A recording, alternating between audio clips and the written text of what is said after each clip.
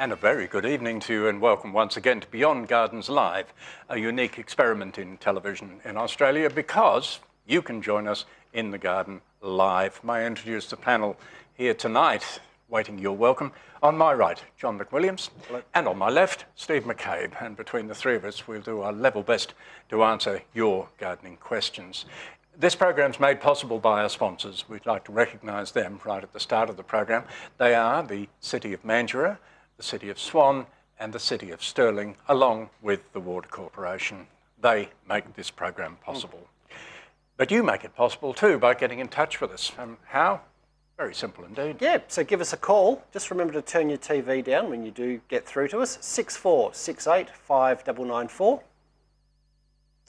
Or you can send an email, which is tv@beyondgardens.com.au. With pictures. That would be really nice. And just in case you're watching this on a Saturday, sorry, we should have been here on Wednesday night. Okay. A couple of weeks ago, I think, on the program, maybe 3 weeks ago, we had the pleasure of Wes Fleming's company when he was telling us all about his gold medal and Best in Show award at Chelsea Flower Show. And Wes was over in Perth explaining that to a large group of people. But while he was there, he is Fleming of Fleming's Nurseries, and they grow trees. He also took the opportunity to present an informative evening on the pruning of bare-rooted trees. Here's Wes. I learnt my pruning in the orchards. Right, these orchards, guys, it's important to them tonnes per hectare, because that's what they're going to put their kids through school. That's where I learnt to prune.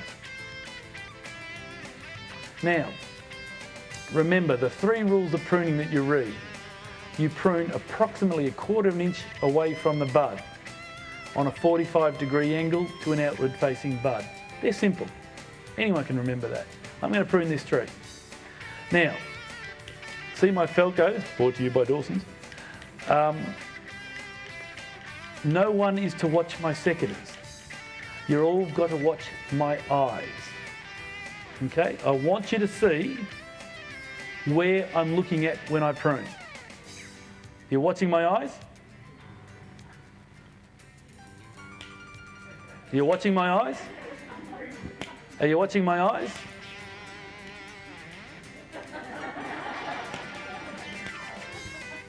You saw how careful I was. How much? Oh, somebody's sitting there going, you. I actually thought I heard a "you idiot." How much have I roughly pruned off? 50%? Okay. Now, the myths about pruning.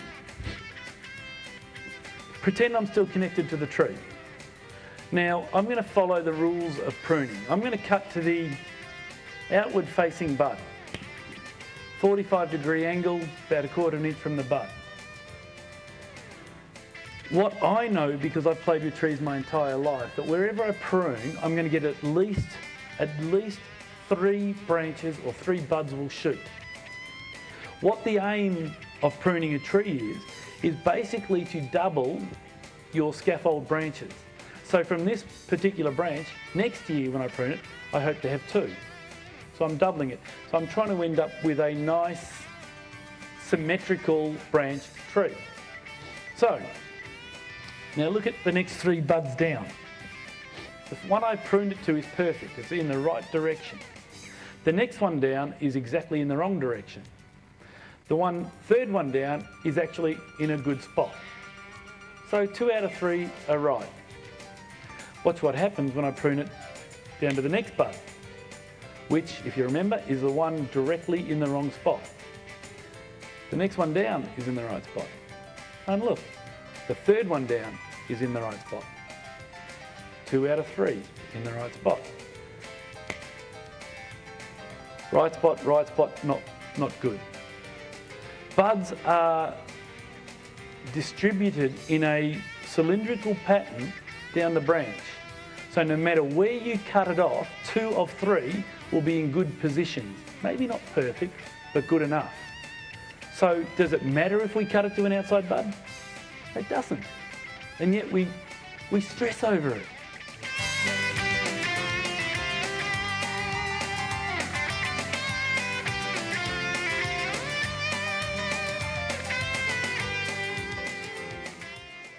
And that's Wes Fleming. And I think, in fact, a fair bit of what he says you could apply to other trees as well. But I'd just like to remind you, he is talking about bare-rooted fruit trees. And we'll come back, as it said, to be continued. We will come back to that shortly. Yeah, there's some really good stuff on that video. I like that video a lot.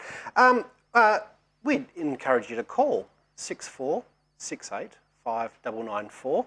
And again, remember just to turn your sound down. And yeah, we certainly look forward to your calls this evening.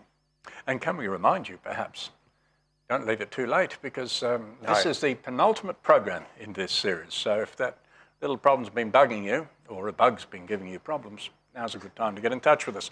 To the emails, gentlemen. Yes, we've got some good emails this week, so thanks for sending in your emails. We have an email here from Mike. He's from Bentley. He's got a decent collection of cactus and succulents, but he's looking to find some of the rarer types of agaves and unusual succulent varieties, which is, I think, anyone that grows plants is always after something a little bit different. He, obviously, to grow things from seed takes a long time. He's got about 15 types of agaves, but he knows there's hundreds of types out there. Most nurseries only have a few types. Obviously, they're going to sell the ones that are the most popular.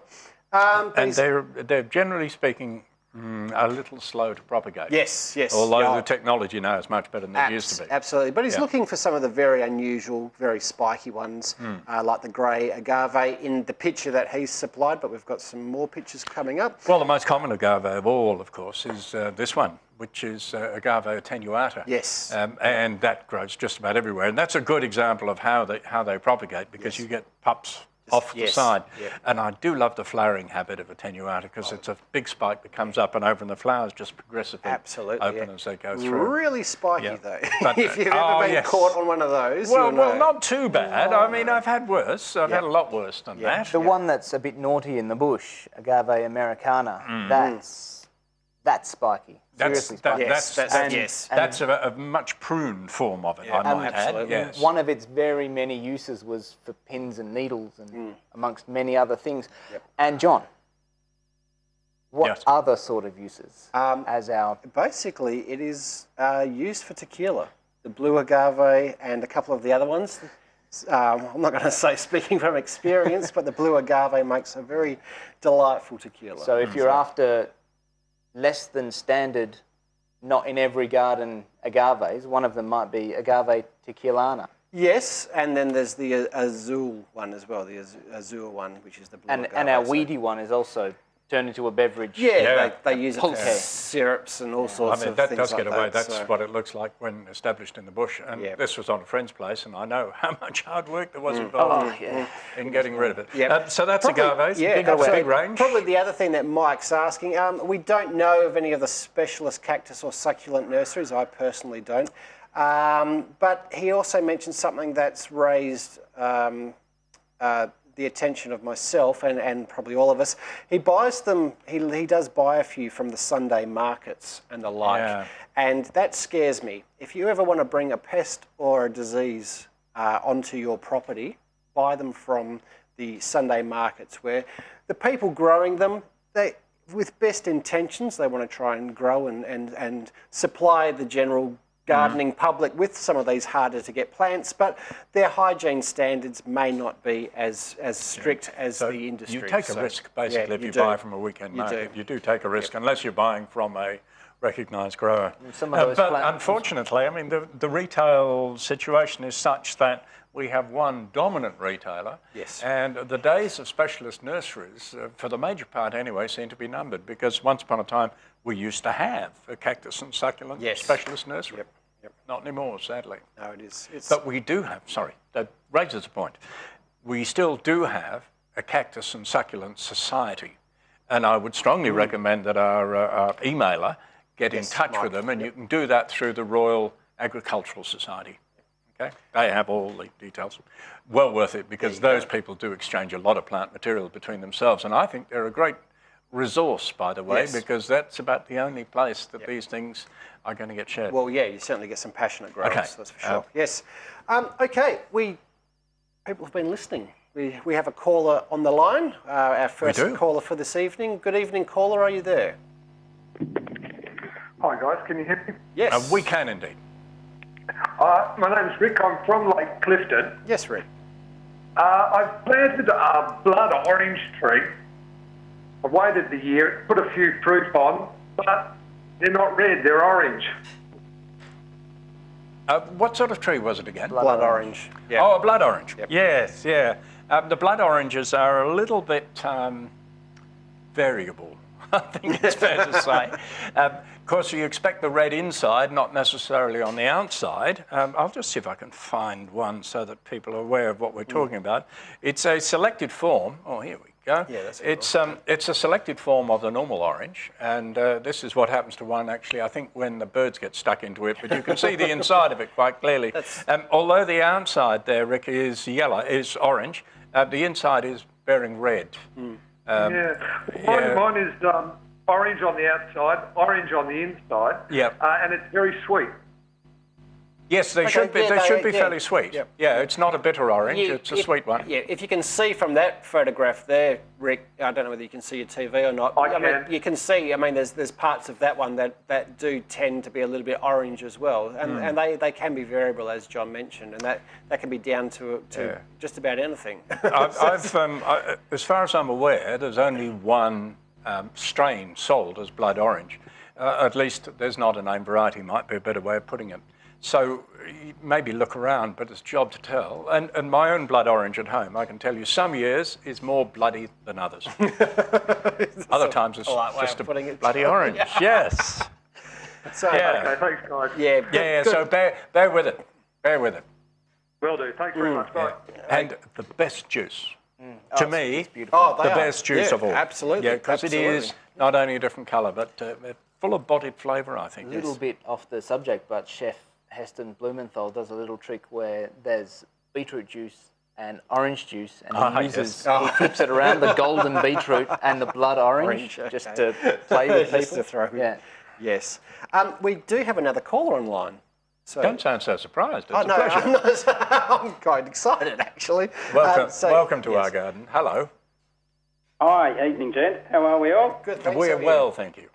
Well, excellent. Truth is, Scott's my name. I live in Craigie, and I used to have a lemon tree in the garden which recently passed. I think it might be because we've got fairly alkaline soils, and the location of the tree as well, it's right near a neighbour's overhanging pine tree, so it tends to get a lot of pine needles around it. I've recently acquired a finger lime, and I'm thinking about putting that in the spot. I'm just wondering, whether from last week's show I heard the longarm tree get mentioned, whether that would grow in that location. I think the longarm would, but it's a big tree. That's the problem with longarm. For suburbia, it's too big a tree for most people. Yeah. Right, no, it hasn't got that much room. No, if you haven't got that much room, forget the longarm. Sorry, I didn't catch your name. It's Scott. Scott. Okay, sorry, Scott. The pine tree that's next to it, was that casting a lot of shade over the lemon tree, or was it? It does. I've noticed, especially in winter, doesn't tend to get a lot of sunlight. It gets full sunlight in summer. That isn't ideal, but it is restricted in winter. Yeah, I've probably got a feeling that's contributing the shade rather than the pine needles and growing things near pines and what that can do to the soil is one of those myths out there. I think the main problem having a big tree next door to a citrus tree is the fact that root competition more than anything else, almost regardless of what the tree is. But citrus do actually grow quite well in the alkaline soils. You need to improve the soil, as we always talk about improving the soil. And critically important, I think we might come back to this with another email, with citrus in Western Australia, you have to apply trace elements. So go and buy complete trace elements and apply them 2-3 times a year. It's critically important. Yeah. Thanks very much. Okay, good luck with it, Scott. Okay. Thanks for calling the program. Thanks, Scott. Yep. Okay. We can still take your calls, but we're going to pause once again to go back to Wes Fleming. You might remember he was discussing the 3 rules of pruning bare-fruited trees. Well, he chucked the first one out. Let's see what he can do with the remaining 2 rules. The next myth, 1/4 inch away. I'm going to cut this right through a bud. which is actually the furthest away from the next bud I can get. It's not going to get avian bird flu. It's not going to die. It's not going to not fruit ever. It's not going to suffer more from frost or anything like that. All you're going to end up with is about ½ an inch, a centimetre of dead wood. Big whoop. Who cares?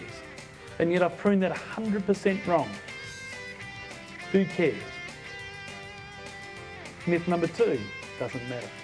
The third rule, which is on a 45-degree angle. Now we prune on a 45-degree angle so moisture doesn't sit on the cut. Has anyone ever heard of friction? I could put water, a droplet of water on there and it will stay there, even on a 45-degree angle. But if you look at a lot of tree branches, if you cut them on a 45, this is probably not good. If I cut that one on a 45-degree angle, it's nearly flat. So water's going to sit on it anyway. And do you actually realise, and I'll say, do you actually realise, this is a dumb way of saying it. If I cut on a 45-degree angle, it's more area than if you cut flat.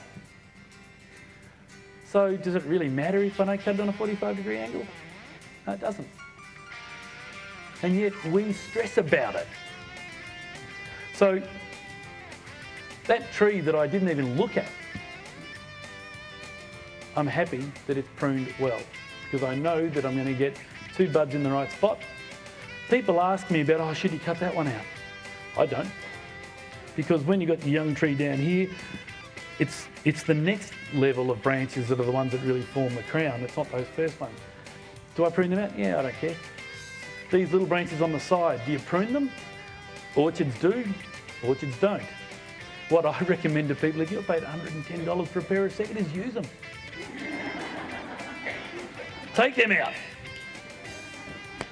Because that's even less buds now that are on that tree.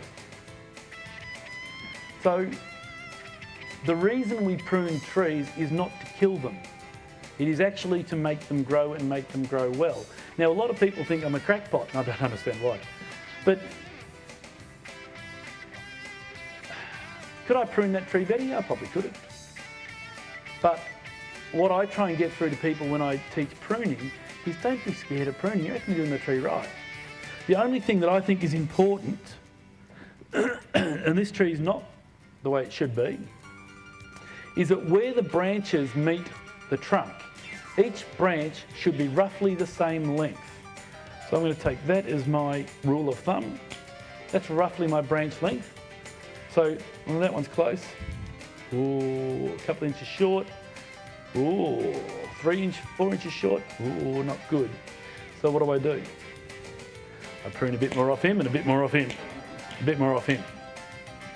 Again, I haven't killed the tree. All I've done is reduced the amount of buds, which means that each bud that I've got left is going to grow even better, which is going to make my roots grow better, which is going to make my tree even stronger and healthier. Can't kill them with these. We're doing them a favour.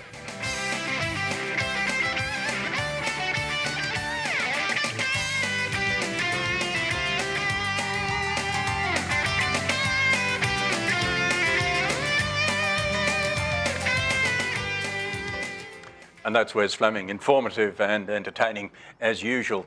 Worth pointing out, though, that if you are planting fruit trees, and he was talking about bare-rooted fruit trees, many of the trees that you buy nowadays are in pots. Not a bad idea to actually bare-root them before you plant them. Absolutely. Take off or shake out the potting mix and have a look at those roots, because if you've got any roots that are curling or intertwined or forming J's or S's and things like that, just take them we out. certainly need to snip them out because that's what slows a plant down. The plant's roots want to go far and wide, not round and round. Absolutely. Yeah, and if you start with that coil pattern when you plant, then it's not going to get out of it. So, there you go. Couldn't be easier. And perhaps if you've invested, as Wes said, an expensive pair of secateurs, I wonder what he would say if you came out with a $3 pair of secateurs. Story. Gives you an excuse to go out and buy some more garden tools. You're watching Beyond Gardens Live, coming to you from WTV. We have the ability to talk to you direct, and I think we've got a caller on the line right now. Yes, we do. We have a caller online as we speak. Welcome to our garden. Hello. Hello, it's Jenny from North Fremantle. Yes, Jenny. I've got dichondra growing in the yard as a ground cover, and last year it was fantastic. We fertilised it with sea salt.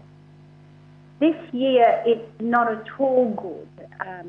We did check that it had snails. It had a very bad infestation of snails, which we killed all the snails, but it doesn't seem to be recovering.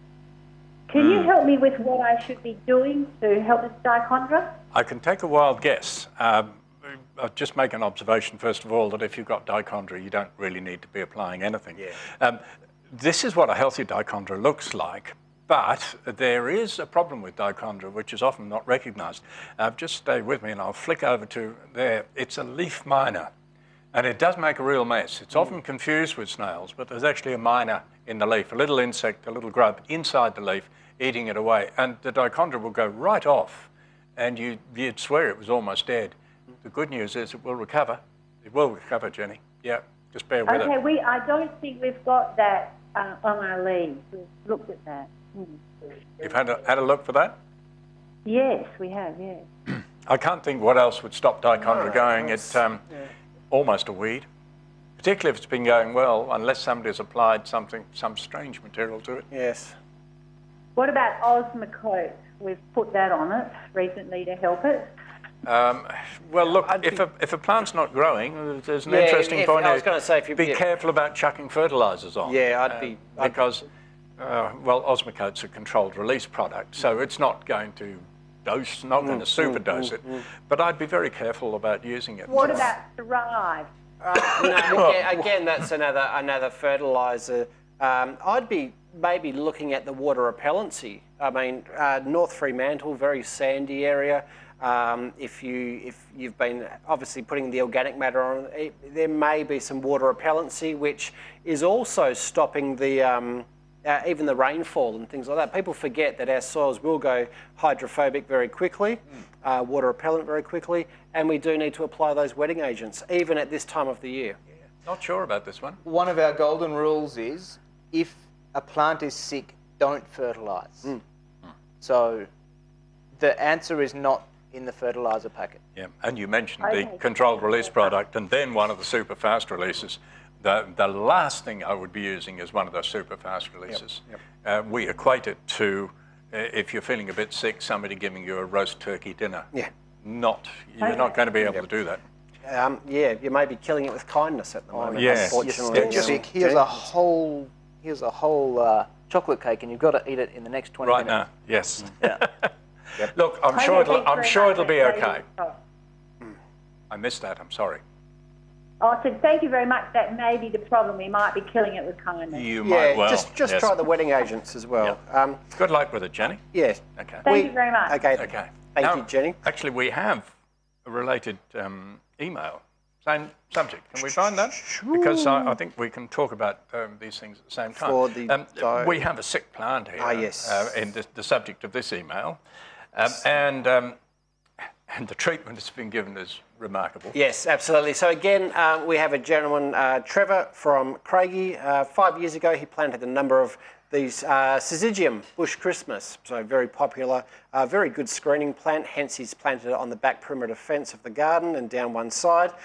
Almost all of them now are standing roughly 2 metres high, but there is one area along the back about 1.5 metres wide where they just won't grow.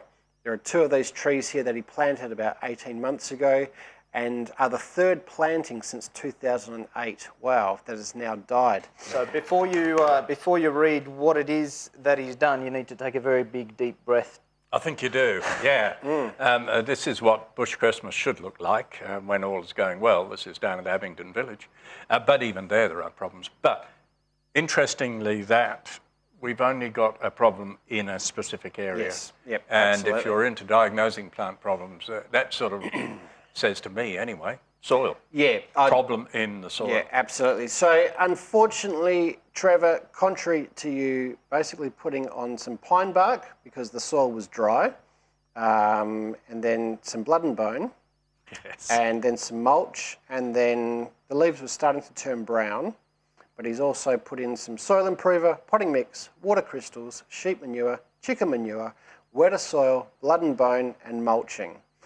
Actually, it's not much. It hasn't been tried. No, really, unfortunately, Trevor, you've pretty tried to exhaustive spare. list, Yeah, I would definitely suggest that if it's in such a localised area, there is definitely that's a problem spot in the garden, and it's not uncommon. It's not uncommon.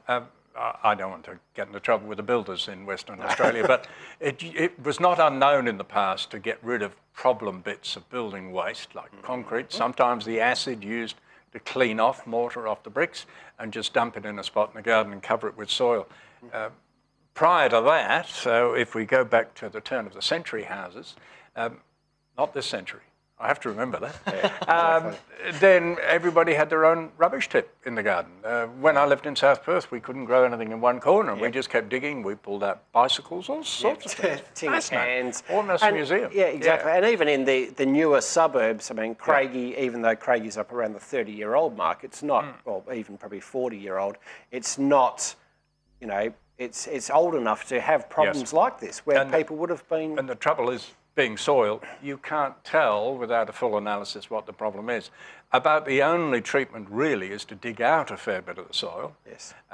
What do you do with it then is another question. And replace it with fresh soil and start again. Yeah. Yep.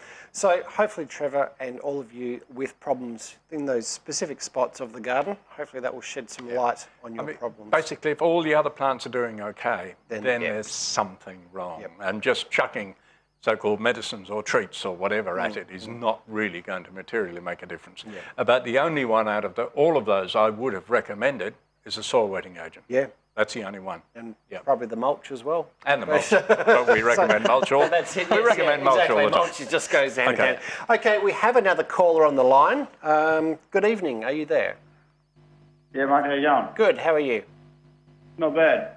I'm in the Angela, and we've just pulled out a hole of the fencing down the back and it's above the sewer line. Yep. Now, we wanted to plant a weeping mulberry because we've got a young kid and it's a good cover house and stuff, and we've been told to plant it in a plastic tub to stop it from going into the sewage. Well, what's the lifespan of the plastic tub, and is that going to affect the sewage later? Good question. I'm assuming this is septic system? It's No, it's in underground. It's deep sewage. Yeah, deep sewage, yeah. Okay. And fairly new. Fairly new. I would imagine so, There is a reason behind that question, and that is that plants' roots get into sewage if there's a leak in the pipe. Unless they're physically planted bang next to it, there's not going to get into a pipe that is secure. So the old sewage systems with the clay pipes and the mortar joints, plants used to get into those all the time. The newer systems with a PVC pipe, which if properly installed and then joints properly sealed, plants won't get into it. No, they just won't. Yep. It's a great move to put for the plastic tub. No, don't worry about it. Straight into the ground, and a really good move for the kids. It's really good fun. Absolutely. Love the weeping. We love the weeping mulberry. Quick one for you. Yeah. What's the difference between a weeping mulberry and a weeping cherry? What's the benefit, or is a weeping mulberry better, or the cherry? Well, if you want fruit, no choice, because the weeping mulberry will give you fruit, but the weeping cherry won't. It's that simple. Right, ready with 10-month-old. And I wouldn't recommend, the weeping cherry for the coastal plain. No. Hills, maybe. Coastal plain, well, we should have learned our lesson and not say never, but I wouldn't recommend it. It's a little bit wussier, the weeping cherry. There are far more successful mulberry trees than... Can't go wrong with a weeping mulberry. You can't go wrong with a mulberry. I've got a picture somewhere. We've got the mature one there, but just bear with me because there's a wonderful one. Find it. A bus stop in Waroona, I think it is. Cool. In Waroona, there's a bus stop with a weeping mulberry cut. Just nice, over the top. Can't find the picture. That's what we want. Yep. Okay, so hopefully that's answered your question, and your child will have many years of getting mulberry stains all over the place. All over the place, yes. Yep. Thank you very much. Okay, thank you. Okay, we need to take a break.